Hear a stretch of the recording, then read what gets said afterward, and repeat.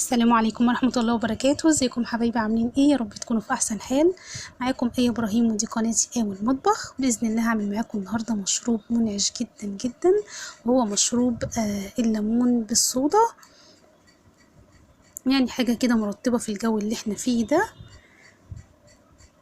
تعالوا بقى كده نشوف الطريقة، بس ما تنسوش اللايك والاشتراك في القناة فضلا وليس امرا.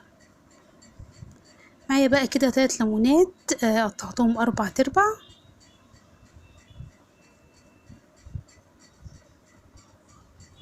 ومعايا كمان نص كوباية من السكر. طبعا السكر بيختلف حسب رغبتك. معايا كمان كوباية ونص من المية. هبدأ بقى كده اضربهم، يا دوبك هما ضربتين بس، طبعا لان الليمون عندي بقشره فلازم يتضرب نص ضربة. وما تقلقش من الطريقة، انا مجرباها كذا مرة ما بيمررش نهائي. ده بقى الليمون بعد ما صفيته. اجيب بقى كده بقى الكاسات القمر دي عندي. اول حاجة هبدأ انزل بالليمون، يعني نص الكاسة كده.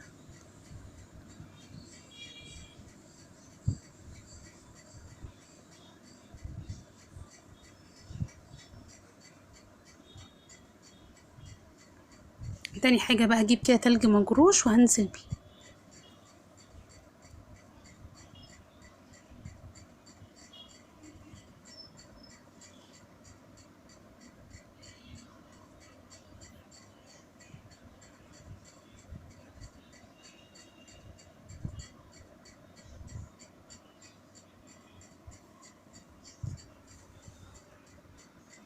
نجيب بقى شرايح الليمون واحطها بالشكل ده، تدي برضو شكل جمالي للكاسات، سواء بقى هتعمليه بقى لأهل بيتك، سواء عندك ضيوف، فالكاسة يبقى شكلها حلو ومميز.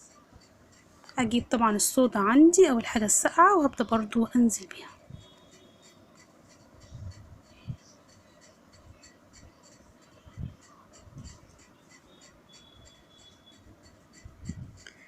هجيب كمان شرايح من الليمون وازين بيها الكاسة برضو بالشكل ده.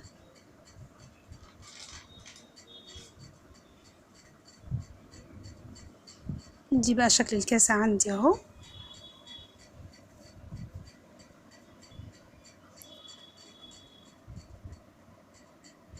ده كده طبعا الشكل النهائي زي ما انتوا بقى شايفين. الكاسة اهي مشبرة، حاجة كده منعشة في الجو اللي احنا فيه ده.